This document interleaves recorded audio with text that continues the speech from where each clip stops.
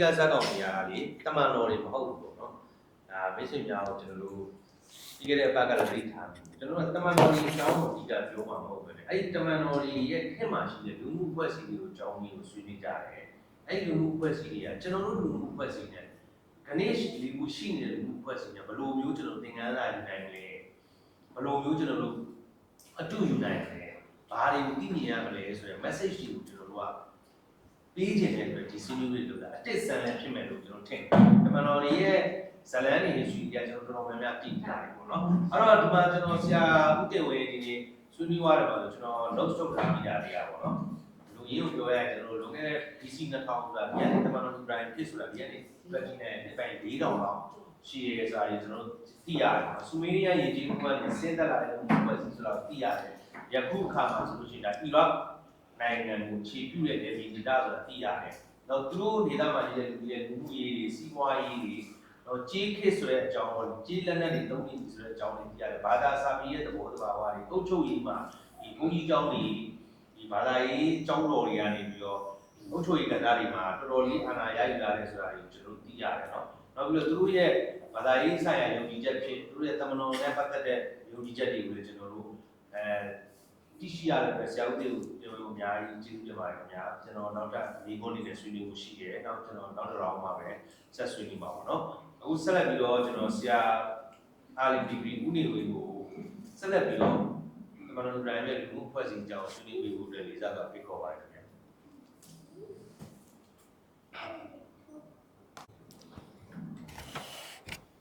السلام عليكم ورحمة الله وبركاته. وعليكم السلام ورحمة الله وبركاته. بسم الله الرحمن الرحيم. قد كان لكم أسوة حسنة في إبراهيم. واذكروا في الكتاب إبراهيم إنه كان صديقا نبيا. ملة أبيكم إبراهيم هو سباكم المسلمين. لذا برو إسلامينو تاجين مسلميا برو الله شميا رحمة بركات سلامت مغفرت ميا جايو نبازي جاو أوزا سوتو ميتا كودا باري. ကျွန်တော်ယနေ့ဆွေးနွေးတင်ပြခြင်းတဲ့အကြောင်းအရာတွေကတော့ကျမ်းတော်မြတ်ကုရ်အာန်မှာဖော်ပြထားတဲ့တမန်တော်များ၏လူမှုဘဝတည်ဆောက်မှုနဲ့ပတ်သက်ပြီးကျွန်တော်အနေငယ်ရှင်းလင်းဆွေးနွေးတင်ပြသွားမှာဖြစ်ပါတယ်ကျွန်တော်တို့ကလူသားများဖြစ်ကြသည့်အတွက်ကြောင့်လူသားတို့ကလူမှုဘဝပေါ်မှာအခြေခံပြီးဘဝတည်ဆောက်နေကြသူများဖြစ်ကြတယ်အဲကြောင့်လူမှုဘဝတည်ဆောက်တဲ့နေရာမှာမိမိဘဝအသက်စတင်မွေးဖွားခြင်းကနေကွယ်လွန်တည်ဆုံးခြင်းထိဟာလောကဓာတ်ရဲ့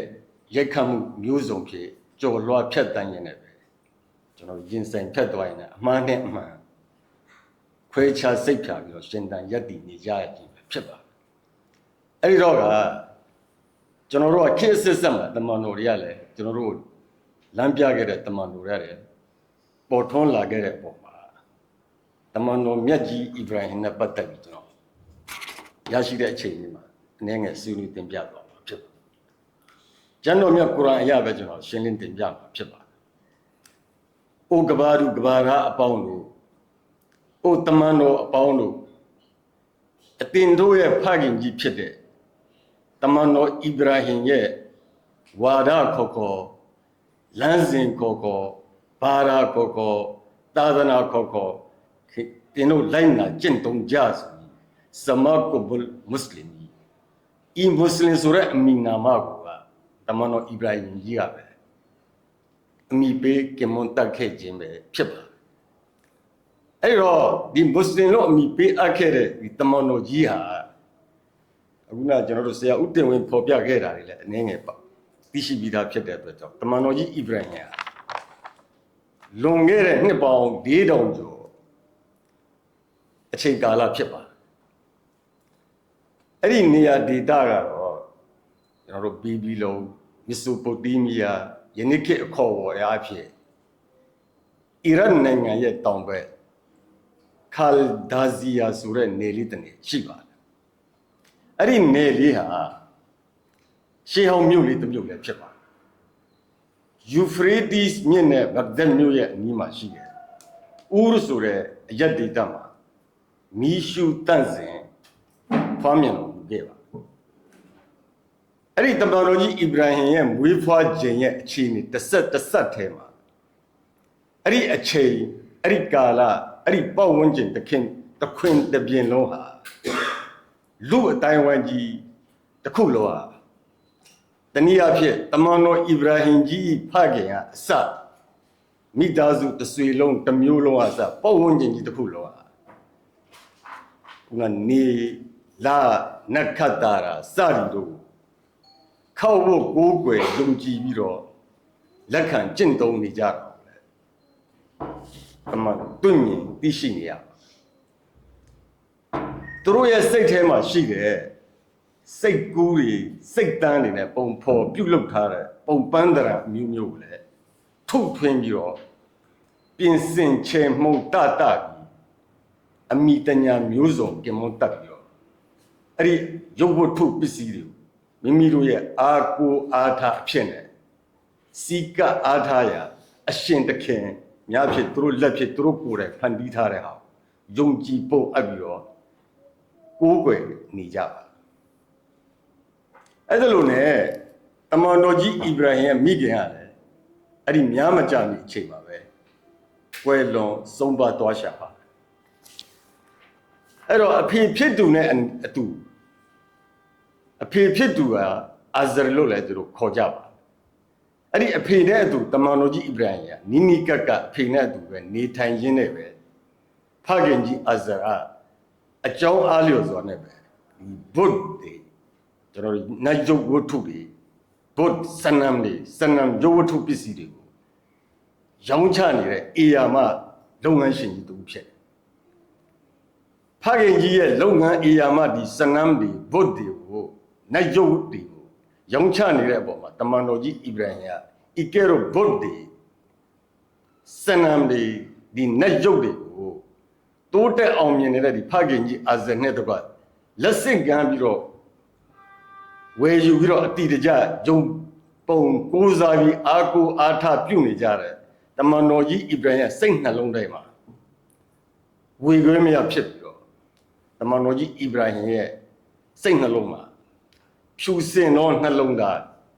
မှန်ကန်သောအတိနဲ့ယထာဘုဒ္ဓကြကြသုံးတက်ပြီးအရာရာသုံးတက်ပုံစဉ်းစားပုံလို့တွေးခေါ်လာပါတော့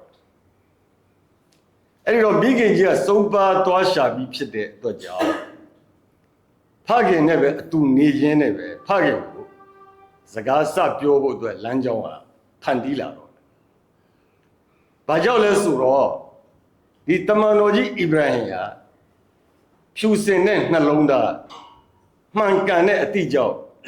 မိမိအိမ်ကစပြီးတော့စတင်ပြီးဖခင်ကြီးနဲ့အခြေအတင်စကားစပြောဖို့ဟာအကြောင်းကပေါ်ပေါက်လာအဲ့လိုပြောဆိုရခြင်းအဓိကအကြောင်းတရားဟူဒီမှာမိမိရဲ့ကိုယ်ပိုင်ယက်တီချက်ကိုယ်ပိုင်ဥတီချက်တွေရှိစေရမှာဖြစ်ပါတယ်လူတဦးချင်းစီရဲ့ကိုယ်ပိုင်ယက်တီချက်ကိုယ်ပိုင်ဥတီချက်ရဲ့အရှင်သခင်ကတော့မိမိနဲ့တာသက်ဆိုင်ပြီးမိမိရဲ့တွေးခေါ်မျှော်မြင်မှုတွေးခေါ်ကြံစမှုနဲ့တဘာဝလောကကြီးဖြစ်တည်မှုအစုစုတို့အခြေအနေပေါ်မှာတုံးတက်ပြီးရက်လောက်ပေါ်မှာရှုမြင်တုံးတက်မှုဖြစ်ပေါ်လာကြတယ်တော့စင်ញင်တတ်မှုပဲဖြစ်ပါတယ်အဲ့ဒီအတွက်ကြောင့်လူတဦးချင်းစီတိုင်းဟာမိမိဘဝရဲ့မိမိရဲ့ယက်တီချက်ဥတီချက်ဒါမိမိဒီတာလည်းကိုယ်ပိုင်အရှင်သခင်ပဲဖြစ်ကြအဲ့ဒါလို့ယက်တီနိုင်စေဖို့ဆိုတာလေကောင်းမြတ်တဲ့အကျင့်သီလလိုပဲတိတ်ခါတမာတိနဲ့ပြည့်စုံတဲ့လူနေမှုအဆင့်တန်းဥတီပြီးပုံဖော်ဖို့အတွက်ကအဓိကလိုအပ်မှာဖြစ်ပါဆိုတော့ဤပေါဝန်းကျင်ကြီးမှာပေါ်ပေါက်လျက်ရှိနေတဲ့ဒါကိုမတိမတာမိမိနဲ့မတက်ဆိုင်ဘူးဟုဆိုရင်တော့မရဘူးအဲ့ဒါဘာကြောင့်လဲဆိုတော့လူတယောက်ဖြစ်လာပြီးဆိုကြတဲ့က မိမိဤမိသားစုနဲ့တကွဖခင်နဲ့တကွပတ်ဝန်းကျင်ကြီးတစ်ခွင်တစ်ပြင်လုံးမှာအတိတ်ပဲရှိတဲ့လူတစ်ယောက်ဖြစ်ဖို့အတွက်အဓိကလိုအပ်ပါလိမ့်မယ်တမန်တော်ကြီးဣဗရာဟင်မိမိရဲ့ဖခင်ကြီးအာဇာကိုပင်အာမနာရန်ပွင့်ပွင့်လင်းလင်းတိတိကျကျအမှန်ကိုအမှားကိုအမှန်ဟုမဝေခွဲနိုင်ခြင်းမဆုံးဖြတ်နိုင်ခြင်းကိုအခွင့်အရေးနဲ့ဂုံတူးဝိတေသနာတို့၏လောင်းရိပ်ရဲ့တို့ကြောင့်တာယာကျင့်နဲ့နှစ်သိမ့်နေတဲ့မိမိရဲ့ဖခင်ကိုစတင်ပြီးအခြေတင်စကားစပြောဖို့ဖြစ်ပေါ်တာဒီအနက်ပတ်သက်ပြီးကျမ်းတော်မြတ်ကုရ်အာန်မှာဖော်ပြထားတာရှိပါတယ်ကျမ်းတော်မြတ်ကုရ်အာန်ဆူရာ19အာယတ်41ကနေပြီးတော့အာယတ်49အထိမှာလည်းတွေ့ရှိရပါတယ်အဖေနဲ့စတင်ပြီးဘယ်လိုပြောခဲ့တယ်လဲဆိုတော့ဖခင်ကျွန်တော်ရဲ့အဖေထံမှာအဖေရဲ့အတိပေါ်မှာမသိရှိနိုင်တဲ့အသွေးအခေါ်အမျှော်မြင်ဉာဏ်ပညာဝဟီအမိတ်တော်ဒီကဧကန်စင်စစ်ကျွန်ုပ်ထံကိုရောက်ရှိလာပြီဖြစ်တယ်အဖေဖခင်ကျွန်ုပ်ရဲ့နောက်ကိုအဖေလိုက်ခဲ့အဖေအားဖြောင့်မတ်တော်လူမှုဘဝနဲ့တရားလမ်းပံကိုရှင်းလင်းဖော်ပြပေးပါမယ်လို့တမန်တော်ဗျာပြောထပ်ပြောတယ်ကျွန်တော်ရဲ့ဖခင်အဖေဘာကြောင့်ဒီအကျင့်နောက်ရုပ်ဝတ္ထုပစ္စည်းတွေဘုဒ္ဓစနံတွေကိုအာကိုအာထာခောက်ဖို့ကိုးကွယ်နေတာလေအဲ့ဒီအရာတွေဟာကြားတယ်လည်းမဟုတ်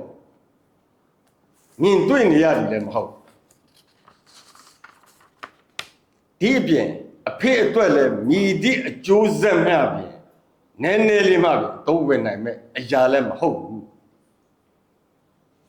ထပ်ပြောတယ်ဖခင်အဖေيا أبتي لا تعبد الشيطان الكاد للرحمن الأسوية وفاجئ أبي دي الشيطان ميسا غونغو كاو غوغو موجو إيكامل الرحمن الله يمهاجيونا أسوزونا كين ويبي بيسان ينسان كيني بلاဧကန်စင်စစ်ကျွန်ုပ်ရဲ့ဖခင်အဖေအပေါ်၌ရာဟမန်မဟာဂယုဏတော်အရှင်ရဲ့အထံတော်မှာပြစ်ဒဏ်တက်ရောက်ပြီကိုစိုးရိမ်နေပါတယ်အဲ့ဒီအတွက်ကြောင့်မို့လို့အဖေဖခင်ဟာရှိုက်တန်မိစ္ဆာတော်ရဲ့အဆွေခွန်မှုဖြစ်သွားပါလိမ့်မယ်လို့တမန်တော်မြတ်ကြီးဣဗရာဟင်ကအဖေဖခင်ပြောဆိုလိုက်ပါတမန်တော်ဣဗရာဟင်ဖခင်အာဇာကိုပြောကြားတယ်မှာဖခင်အဖေဒီနိုင်ရုပ်စင်းတို့တွေဘုဒ္ဓပရစ်ဒီစနံဖယားများကိုကိုယ်ခောက်ဖို့ရဖယားများဖြစ်ပြုလုပ်နေပါသလားထပ်ပြီးပြောတယ်ဘုဒ္ဓစနံပြုလုပ်နေပါသလားဧကန်စင်စစ်ဒီကျွန်ုပ်ဒီဤဖခင်ရ၎င်းအထင်အရှားလမ်းမှားခြင်း၌တက်ရောက်နေကြသည်ကိုတွေ့မြင်နေပါသည်ဟုပြောကြတယ်ဖခင်ခင်များအတိုင်းထက်အလွန်ယူကျုံးမရဖြစ်ပြီးတာရောအစ္စမာအီတာရောဣဗရာဟင်အပေါ်မှာဘယ်လိုနီးနေမှလက်တင်ခံဖို့မစိုးထားနဲ့တမန်တော်ဣဗရာဟင်အပေါ်မှာအရှင်လက်လက်ဂဲဖြစ်တတ်ချင်လောက်ဒီအထီကိုဖခင်အာဇရီစိတ်ထဲမှာဖြစ်ပေါ်လာခဲ့အဲ့ဒီတော့အဖေဖြစ်သူကတားကိုအိုဣဗရာဟင်မင်းဟာငါအဖေတယောက်ငါဖခင်တယောက်ယုံကြည်လက်ခံကိုးကွယ်တဲ့အရာတွေကိုဂရုမမှုပဲကြောခိုင်းပြီးမျက်နှာလွှဲဖို့ပြုလုပ်နေတာလားမင်းရဲ့အဖေဖြစ်တဲ့အယူဝါဒတွေစနစ်ဆက်လင်းပြီးမင်းရဲ့အယူဝါဒနဲ့စနစ်ကိုပြောဆိုနေခြင်းကိုမစွန့်လွတ်ခဲ့ဘူးဆိုရင်တော့ဖြစ်ငါအဖေငါဖခင်တားဖြစ်သူဣဗရာဟင်ကဂဲဖြစ်ပြစ်ပေါက်တတ်ရပါလိမ့်မယ်လို့ဆက်ပြီးတော့ ပြောနေတယ်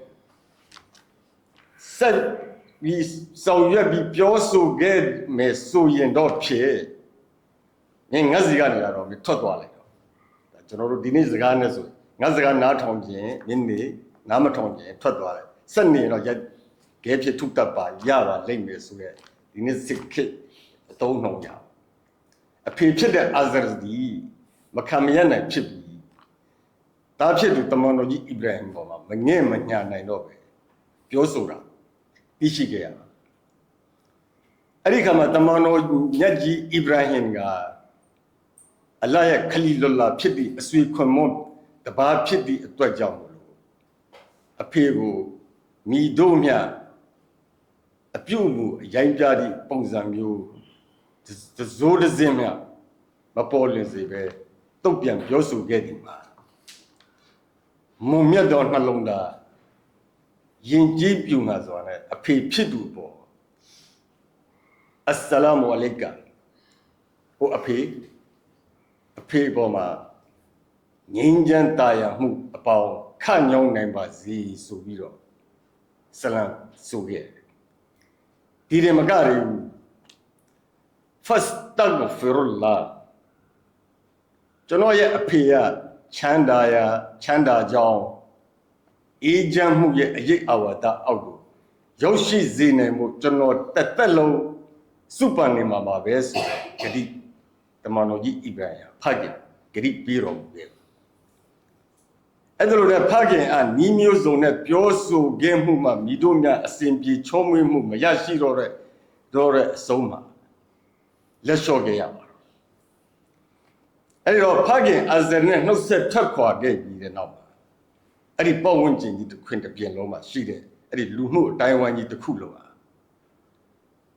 သူတို့လက်ခံကျင့်သုံးနေတဲ့ဒီ Buddh press ရုပ်ဝတ္ထုတွေနတ်ဖျားတွေစနမ်တွေကိုကိုးကွယ်ယုံကြည်ပြီးတော့အဲ့ဒီကျေတာယာတွေနတ်ခတ်တွေလာတွေကိုကြုံရကိုးကွယ်ကြပန်းယုံကြည်နေကြတဲ့ပုံမှာတမန်တော်မြတ်ကြီးအစ္စရာဟင်ကဒီလူတွေရဲ့ယုံကြည်ခောက်ဝတ်ကိုးကွယ်လူမှုဘဝတည်ဆောက်မှုပေါ်မှာနီးနောင်းဆုံးဖြစ်ပရိရဲ့နီးမျိုးစုံတုံးတယ်ရှင်းလင်းထုတ်ဖို့တင်ပြတယ်တမန်တော်ကြီးအစ္စရာဟင်ရှင်းလင်းထုတ်ပြန်တင်ပြနေတဲ့အချိန်မှာတမန်တော်အစ္စရာဟင်ကိုလည်းမိကုန်းတွေထုတ်ကြတယ်ဘယ်လိုမိကုန်းတွေထုတ်ကြတယ်လဲဆိုတော့ဒါဆိုရင်ဘယ်အရာပေါ်မှာယုံကြည်လက်ခံပြီးတော့မိမိတို့လူမှုဘဝကိုဘယ်လိုရက်တည်ပြီးတည်ဆောက်တင်တယ်လဲဆိုပြီးတမန်တော်အစ္စရာဟင်ကိုမေးတယ်ဘယ်လိုကျင့်သုံးရမလဲဆိုတော့ရှင်းပြပေးတဲ့နေဆိုပြီးတော့စရဖြစ်အမျိုးမျိုးတမန်တော်ကြီးအစ္စရာဟင်ပေါ်မိကုန်းအမျိုးမျိုးထုတ်ပါလိမ့်တော့ဒီတစ်ခါမှာတော့တမန်တော်ကြီးအစ္စရာဟင်ဘာပြောတယ်လဲဆိုတော့ဖြစ်ဒီမိုးကောင်းကင်နဲ့တကွာကဘာမြေကြီးကိုဖြစ်ထွန်းပေါ်ပေါက်စေတာအလ္လာဟ်ရှင်တပါးတည်းတာဖြစ်တယ်ထိုအလ္လာဟ်ရှင်မြတ်ဒီကတာကျွန်တော်တို့ကိုရောခင်များတို့ကိုရော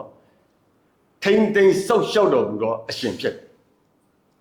အလ္လာဟ်ရှင်မြတ်နဲ့သူ့ဘက်နှိုင်းရှင်ပြီးရှရစ်နဲ့ပတ်သက်ပြီးပြတအများအမှားရှင်းမှောက်မှာဒူးမထောက်ပဲရဲဝံ့စွာရှင်းလင်းတင်ပြတယ်တို့ပေမဲ့လည်းအဲ့ဒီပတ်ဝန်းကျင်မှာရှိတဲ့လူလူတွေဟာနှစ်စဉ်နှစ်တိုင်းအလွန်ကြီးမားတဲ့ပွဲတော်ကြီးကိုမြို့ပြင်မှာစီကားတိုက်ပြက်စွာကျင်းပလေရှိကြပါတယ်။၎င်းပွဲတော်ကြီးကိုမြို့ရဲ့အပြင်ဘက်မှာနှစ်စဉ်ကျင်းပလေရှိပါတယ်။တမန်တော်ကြီးအစ္စရာဟင်ကိုလည်းလာရောက်ဖို့ဖိတ်ခေါ်ကြပါတို့ပေမဲ့လည်းတမန်တော်ကြီးအစ္စရာဟင်က၎င်းပွဲတော်ကြီးကိုသွားဖို့အတွက်ငင်းဆန်တယ်ကျွန်တော်နေထိုင်မကောင်းလို့ပါစသည်တကယ်တော့တမန်တော်အစ္စရာဟင်ရဲ့စိတ်နှလုံးဝင်နေမှာအလွန်အင်မတန်မှစိတ်ထဲမကောင်းဖြစ်နေကြရတော့ဒီဘုဒ္ဓစနမ်တွေ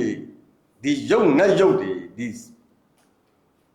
ရုပ်ပေါ်စင်းလူတွေပေါ်မှာသူတို့ရဲ့လူမှုဘဝအမှောင်ထဲမှာရှင်သန်ရပ်တည်နေမှုကိုကြည့်ပြီးတော့စိတ်မချမ်းမြေ့စွာနဲ့ပေါ်ပေါက်နေတယ်သူတို့တွေကဒီလူတို့ကြီးဟာမြို့ပြင်မှာစုယုံပြီးပွဲတော်ကျင်းပနေချိန်မှာတမန်တော်ကြီးအစ္စရာဟင်ကအ အဲ့ဒီမြို့ပြင်မှာပွဲတော်စီကားတိုက်မြတ်စွာကျင်းပနေတဲ့အချိန်ကာလမှာတမန်တော်ကြီးဣဗရာဟင်ကတွားရောက်ခြင်းမရှိပဲဒီမြို့ပေါ်မှာနေခြင်းမှာဒီဘုဒ္ဓစနမ်တွေနဲ့ပတ်သက်ပြီးတော့ဒီရုပ်ဝတ္ထုတွေတမန်တော်ကြီးဣဗရာဟင်ရုပ်နတ်ရုပ်ဖရာအငယ်များကိုရိုက်ချိုးပြစ်လိုက်ပါအဲ့ဒီနတ်ရုပ်အသေးလေးတွေရိုက်ချိုးတဲ့လက်တွေခြေတွေခေါင်းတွေကိုရိုက်ချိုးပြီးတော့မှနတ်ရုပ်အလွန်ကြီးမားစွာထေဝါနေတော့နတ်ရုပ်ဖရာကြီးပေါ်ကိုပစိန်ကိုတွားရောက်ချိတ်ဆွဲရေးထားလိုက်တော့ဒါနဲ့ဒီလူလူကြီးပွဲတော်ကျင်းပရာမြို့ပြင်ကနေနေထိုင်ရာအယက်ဒေတာမြို့ထဲကိုရောက်ရှိလာတဲ့အခါမှာတော့ဖြစ်ဒီဘုဒ္ဓဒီနတ်ရုပ်တွေဒီစနမ်တွေရုပ်ဝတ္ထုတွေကျိုးပဲ့ပျက်စီးနေတာကိုတွေ့တော့ဒီလူလူကြီးအတိုင်းထက်အလွန်စိတ်ဒေါသတွေယူကျုံးရဖြစ်ပြီးတော့ဒေါရမီတွေထပ်ပေါက်တယ်အဲ့တော့တမန်တော်ကြီးကအဲ့ဒါဆိုတော့ဒီလူတွေကဘာပြန်ပြောလာလဲဆိုတော့ဟာငါတို့လက်ခံယုံကြည်နေတဲ့ဒီဘုဒ္ဓတွေဒီစနမ်တွေဒီနတ်ရုပ်တွေကိုဘယ်လိုလာပြီးဖျက်ဆီးလိုက်တာလဲဒီလူလူကြီးတဲ့လုံးကလည်းငါတို့ယုံကြည်လက်ခံလူမှုဘဝတည်ဆောက်မှုကိုစန့်ကျင်နေတာဆိုလို့ဒီပုဂ္ဂိုလ်တူပဲရှိတယ်ဣဗရာဟင်ပဲဖြစ်နေဒီလူလူကြီးကအဲ့ဒီအတန်တရာနဲ့ထွက်လာသူပဲဖြစ်ဖို့များတယ်သူပဲဖြစ်ပါမယ်ဆိုပြီးတော့ဒီစနမ်တွေကိုသူ့လက်နဲ့ဖျက်ဆီးခဲ့တာမှလွဲပြီးဘယ်သူမှမဖြစ်နိုင်ဘူးဆိုပြီးတော့အတန်ကလူတို့ရဲ့အတန်ပဲ့တင်လာပါတော့ဒီအကြောင်းနဲ့ဆက်ဆက်ပြီးကျမ်းတော်မြတ်ကုရ်အာန်စူရာ21အာယတ်61မှာအဲ့ဒီလူတို့နဲ့မှပုဂ္ဂိုလ်အချို့ကဘာပြောလဲဆိုတော့ဣဗရာဟင်ဟုခေါ်တွင်တဲ့ဒီလူငယ်တူဟာကျွန်ုပ်တို့ကိုးကွယ်နေတဲ့ဒီဘုဒ္ဓစနမ်များကိုပြစ်တင်ပြောဆိုနေတာကိုအမြဲကြားတယ်ဒီလူလူကြီးကပဲဒါဆိုရင်အတင်တို့ဣဗရာဟင်ဆိုတဲ့လူကိုလူများရှိမှောက်ခေါ်ဆောင်မှုဖန်ဆီးခေါ်ဆောင်လာခဲ့ကြအဲ့ဒီကနေလူလူကနေပြောဆိုတဲ့အတန်ပေါ်မှာမူတည်တမန်တော်ကြီးဣဗရာဟင်ကိုလူအများရှိထံဖန်ဆီးပြီးတော့ခေါ်ဆောင်ခဲ့ကြအဲ့ဒီဘုဒ္ဓနတ်ရုပ်တွေဘုဒ္ဓစနန်တွေကိုအတင်ဖြစ်စီလိုက်တာအတင်မဲ့ဒီမြို့မှာပဲနေခဲ့တာကြံခဲ့တာဒါနဲ့ပတ်သက်ပြီးတော့အမြဲမကောင်းကြောင်းပြောနေတာလဲငင်းမဲ့ဖြစ်အဲ့တော့ဒီဘုဒ္ဓစနန်တွေနဲ့အကြီးဆုံးရုပ်ဖြစ်တဲ့အဲ့ဒီအချိန်မှာတမန်တော်ဣဗရာဘယ်သူဖြစ်စီတာလဲဆိုတော့သိစေခြင်းမို့အတွက်ဒါဆိုအကြီးမားဆုံးအောင်တော့ထေဝါစာပြုလုပ်ထားတဲ့စနန်ရုပ်ဝတ္ထုကြီးကိုအဲ့ဒီမှာပစင်ကိုချိတ်ထားတဲ့ပုံမှာဒါဆိုအဲ့ဒီပစိန်ချိတ်ဆွဲထားတယ်အဲ့ဒီအမှန်တကယ်တော့ခင်ဗျားတို့ကမေးတဲ့သူဘုဒ္ဓမေးတဲ့လေအလွန်ထဲဝါစာကြီးမားစွာနဲ့ပြုလုပ်ထားဆောင်ရွက်ထားတဲ့ဒီနတ်ဖရာကြီးဘုဒ္ဓစနန်ကိုဒါဘုဒ္ဓဖြတ်စည်းလဲဆိုတော့အဲ့ဒီပစိန်ချိတ်ဆွဲထားတဲ့နေရာကိုခင်ဗျားတို့သမီးလားဟေးဣဗရာဟင်ဒီဘုဒ္ဓရုပ်တွေကပြန်ပြောနိုင်မှာမဟုတ်သူ့ပြန်ပြောတာဒါဆိုရှင်းနေတာပဲအတင်တော့ဘယ်လိုမှသုံးပေးရတဲ့ဒီရုပ်တွေကိုဘာမှမပြောနိုင်မှန်သိရတဲ့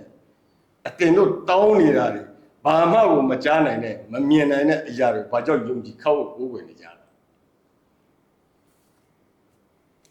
အတင်တော့စစ်မှန်တဲ့အလတ်အပေါ်စွန့်လွတ်ပြီးတော့ဒီစနံရုပ်ဝတ္ထုတွေကိုအတင်တို့အတွက်ဘာဆိုဘာမှတုတ်ပြန်ပြောဆိုသိရှိနားလည်နိုင်တဲ့အကျိုးပြုပေးနိုင်လောက်တဲ့အခွင့်အရေးမျိုးဇိုးတစ်စင်းများဘာမှပေးစွန့်နိုင်တာလည်းမဟုတ်အဲ့တော့ဒီဘုဒ္ဓဒီစနံတွေဒီရုပ်တွေကိုပြစ်ပယ်စွန့်လွတ်လိုက်ကြတော့လို့ပြောဆိုတော့သူတို့ရဲ့နှလုံးသားထဲမှာအမှောင်အတိပြည့်နဲ့လွန်ပုံနေတဲ့သူတို့ရာတိုင်းပြည်မင်းလုံးအုပ်ချုပ်နေတဲ့ဧကရဘယင်အဆက်ရဲ့အမိနာမရဲ့နမရုဘယင်ထောင်တိုင်တန်းရှောက်တင်ပြီးတော့တမန်တော်ကြီးဣဗရာဟင်ကဘယင်ရဲ့နန်းတော်တဲ့နမရုဘယင်ထောင်ခေါ်ဆောင်သွားတော့အဲ့ဒီဘယင်ရလည်းအဲ့ဒီအချိန်ကာလမှာဒီရုပ်ဝတ္ထုပစ္စည်းတွေပျက်စီးခြင်းအပေါ်မှာလည်းသူ့ရဲ့စိတ်နှလုံးသားမှာလည်းစိုးရိမ်နေခြင်းကာလလည်းဖြစ်အဲ့တော့တမန်တော်ကြီးဣဗရာဟင်လည်းနမရုဘယင်အရှိကိုရောက်ရှိနမရုဘယင်အရှိအားလုံးရောက်တဲ့အခါမှာတပည့်တပန်းများနဲ့အမှုသားများကယိုကျိုးပြီးတော့ခောက်မှုပြုလုပ်နေခြင်း တမန်တော်ကြီးဣဗရာဟင်မိတို့မြတ်ရုပ်ကြိုးခတ်ဝတ်မှုမပြုပဲအေးချမ်းတည်ငြိမ်စွာနဲ့ပဲပြုမှုနေတာကိုနမရုဘီရင်ကြီးကကြည့်ပြီးတော့အတင်ဘာကြောင့်ရုပ်ကြိုးပြီးခတ်ဝတ်မှုမပြုကြတာလဲအမှတမန်တော်ဣဗရာဟင်ကကျွန်ုပ်ဒီအတင်နဲ့ကျွန်ုပ်တို့ကိုပြုစုပြိုးထောင်တော်မူတော့အလာရှင်မြတ်ဘုရားတဲ့လက်ခံနားလေရုပ်ကြိုးစီလိုပါထိုရှင်နဲ့ရှင်တွဲပြီးမိရိအရာကမှရှင်မိခောက်ကိုယ်ကမှုမပြုတ်နိုင်ဒါဆိုရင်ဖခင်ဒါဆိုရင်မင်းရဲ့အရှင်ဘယ်လိုလဲနမရုကတမန်တော်ဣဗရာဟင်ကိုမေးတယ်ဒါဆိုရင်မင်းရဲ့အရှင်ကဘယ်လိုလဲကျွန်တော်ရဲ့အရှင်ကလူတွေကိုသိစေနိုင်တယ်အရှင်ဖြစ်တယ်လူတွေကိုရှင်စေနိုင်တဲ့အရှင်လည်းဖြစ်တယ်အဲ့ဒါဆိုတော့နမရုကဒီလောကငါလည်းလုတ်တတ်တယ်ပြန်လေရုပ်တိတတန်တုတ်ပြန်ခြေပါအာနာရင့်မှုပြီးအလျှော့မပေးပဲပြန်လာပြောဆိုဒါကိုတမန်တော်ဣဗရာဟင်ကကျွန်တော်အရှင်ကနေမင်းကြီးကိုအရှိအယနေပြီးတော့အနောက်ရက်ကိုဝင်စေပြီးတော့အနောက်အရက်ကနေပြီးတော့လေအရှိအရက်ဘက်ကိုဝင်စေနိုင်တဲ့အရှင်ဖြစ်စေအဲ့တော့နဗရုကဘာမှတုတ်ပြန်ခြေပပြန်မစွမ်းဆောင်နိုင်တော့တစ်ဖြစ်မိမိရဲ့ဩဇာနဲ့အရှင်တခင်ဖြစ်တဲ့ဂုဏ်ယူဝိကြွားမှုမထိခိုက်စေလို့တစ်ဖြစ်အမိုက်မောင်လွှမ်းမိုးပြီးတွေးနဲ့ထင်ရောက်ပြီးတော့ဗာဆက်ပြောသလဲဆိုတော့မင်းရဲ့အရှင်ငါပါတတ်ရတယ်နောက်စပယ်လားမင်းရဲ့အရှင်ဘာငါတတ်ရတယ်အဲ့ဒီအရှင်ကိုနမရုကမြားတစ်စင်းကိုယူပြီးတော့မိုးကောင်းရင်လှမ်းပစ်တဲ့အချိန်မှာလှမ်းပစ်လိုက်တဲ့မြားတံပေါ်မှာပြန်အစင်းမှာတွေးဇုံးများကိုထင်စီပြီးတော့အောက်ပြန်ဆင်းအဲ့တော့ပြန်ဆင်းတဲ့အခါကျတော့တွေးများဖုံးဖို့ပြတာကိုတွေးရတယ်ကလည်းနမရုဘီရဲ့တွေးရတယ်ထပ်ပြီးနှစ်ထင်ကတွေးရထပ်တက်ပြန်ဒါဆိုတော့ဣဗရာဟင်ငါတို့ယုံကြည်ကိုးကွယ်ခောက်ဖို့ဥချလက်ခံရတဲ့ဒီဘုစနန်တွေကိုရက်ဖြတ်ပြီးဖြစ်စီခဲ့တဲ့ဒီလူဣဗရာဟင်ကိုအရှင်လက်လက်တုတ်တင်ရှင်းလင်းပြီးတော့မိတင်ရှို့ရမှတပါအခြားမရှိစေရဆိုပြီးတော့နမရုဘီအမိတ်ထုတ်ပြန်အဲ့ဒီခါမှာတော့တမန်တော်ဣဗရာဟင်ဟာမိတင်ရှို့ရန်စီမံပြုလုပ်ကြတမန်တော်ဣဗရာဟင်ပေါ်မိတင်ရှို့ရန်ပြုလုပ်ကြတဲ့အခါမှာတမန်တော်ကြီးရဲ့အလအပေါ်ယုံကြည်မှုတွေ့ဝေမှုမရှိတဲ့ခံယူမှုနည်းနည်းလေးမှမယိမ်းမယိုင်တင်းဆောင်ခြင်းအလင်းမရှိတဲ့ယက်တိမှုတိုင်းအလတ်ထံအကျွမ်းမဲ့ယုံကြည်ပုံအပ်ထားတဲ့အတွက်ကြောင့်တွေ့ဝေခြင်းကြောက်ရွံ့ခြင်းကင်းမဲ့စွာမိဘုံတဲ့ကိုအစင်းခံရပါတော့အဲ့ဒါမဆိုင်မတော့ပဲနှစ်ဖူးတွေ့ဒူးတွေ့ရင်ဆိုင်လိုက်ပါအဲ့တော့အလောင်းရှင်မြတ်ရဲ့ဂရုဏာတော်မိဟုဒီကမိဒီအပူတောကဟုတမြဖြစ်စေလောဘမိဒေါရမိမောဟမိမာနမိဘယ်မိမျိုးကိုမစိုးတမန်တော်ကြီးဣဗရာဟင်ပေါ်မှာတစိုးတစင်းမြအလ္လာဟ်ကိုရော်ရကဣဗရာဟိမုလ်ခလီလလာအမီقلنا يا نار كوني بردا وسلاما على إبراهيم همي إبراهيم بوما جايو مي أبو مناميا ميدي مي مناميا ألي تمانو إبراهيم بوما جايو مو أسوزورو الله يا رحمة سلامت ميتا بيونا باونه إيجان تايا مو باو تمانو إبراهيم بوما စွမ်းမိုးကြရောက်တော့စီတရီအဲကြောင့်ကျွန်တော်ချိန်ရတမန်တော်ဣဗရာဟင်နဲ့ပတ်သက်ပြီးဆက်ကိုကျွန်တော်တို့ဆရာကိုခေအောင်မလားဆက်ပြောရှိတဲ့အတွက်ကြောင့်ကျွန်တော်ကြားဖြတ်နေတယ်တမန်တော်ဣဗရာဟင်ကြီးမိဘုံဆင်းပြီးတဲ့နောက်မှာကမ္ဘာအတွေးခေါ်ပညာရှင်အစုစုတို့ကလည်းဒီဖြစ်ရတဲ့ပတ်သက်ပြီးတော့ကောက်ချက်ဘယ်လိုပေးတယ်လဲဆိုတော့အလမာဒေါက်တာအီဘာလ်စီကအတွေးခေါ်တဲ့ပတ်သက်ပြီးတမန်တော်ကြီးဣဗရာဟင်ရဲ့နှလုံးသားမှာရှိတဲ့အီမန်ယုံကြည်ချက်မျိုးကို अल्लामा इकबाल का बापियोल है सुनो आज भी हो जो इब्राहिम का ईमान पैदा आज भी हो जो इब्राहिम का ईमान पैदा आ कर सकती है अंदाज गुलिस्तान का पैदा आज भी हो दीने दिलो अच्छे कालाम आज भी हो जो इब्राहिम का ईमान तमानो इब्राहिम मुइफा के रे फ्यूसे ने नलोंदा म्यो तमानो इब्राहिम खान युदारे ईमान असे पाए म्यो तो ये मु सो ये मु लोवा जोड़ से म्या मशी के रे ईमान म्यो मेरो लठे मशी है आज भी हो जो इब्राहिम का ईमान पैदा आ कर सकती है अंदाज पूबियन टाउलों सुजुरो ये कैसा यमन म्या आ कर सकती है अंदाज अरे अपूर्य हो तमानो इब्राहिम नलोंदा म्योरा येंगे मा पाइले चिंतों के में सोये अया कैसा तोका मी दोरा मी मोहा मी माना मी आलो अल्लाह सुन्नत ठोडू बोमा गुलिस्तान का पैदा पा उजिन तपे इजन तिने ने အဖြစ်မျိုးအလောရှင်မြတ်ထည့်သွင်းစေတော်မူပြီဟုဒါစကုရ်အာန်အရာရောအတွေးခေါ်ပညာချက်ရောစုပ်ဖြတ်ချက်ပေးတာဖြစ်တယ်ဗျာကျွန်တော်တို့ရဲ့လူမှုဘဝကိုတမန်တော်မြတ်အကြီးအဗြဟိမ်ကဲ့သို့စံနာမျိုးကျင့်သုံးရင်းနဲ့မိမိတို့ဘဝကိုတည်ဆောက်နိုင်ပါစေကြောင်းဆုတောင်းရင်ဤကုံချုပ်အပ်ပါအစ္စလာမ်